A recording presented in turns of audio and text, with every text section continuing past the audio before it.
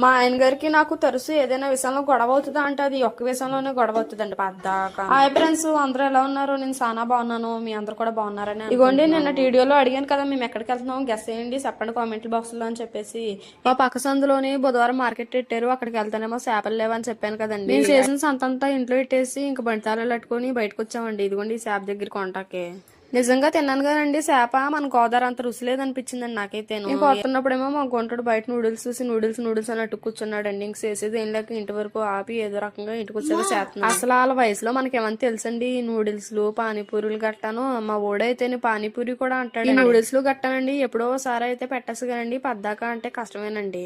ఇంకా మా ఓడికి ఇటువంటి ప్రిఫర్స్ ఏనండి. అది మా ఆయన గారిది రోజు గొడవ కోసం వస్తాను ఇదేనండి. రోజునేమో వంటలన్నీ తోమేసుకుని ఒక మాప్ పెట్టేస్తూ ఉంటానండి. నేనేమో మా ఆయన గారు తిడతా కూర్చుంటారు రోజు ఇంటికి ఎడతాను అని చెప్పి. టైల్స్ వల్ల ఏమో గానండి నాకు అత్త మాటలు జిగిరి కింద అనిపిస్తా ఉంటదండి. ఇంక పెట్టేసుకుంటాను. చాలా వీడియోలోని చాలా మంది దగ్గర చూసానండి మాప్ పెట్టినప్పుడు ఇలా కల్లుపుని పసుపు వేస్తారు, అందుకు నేను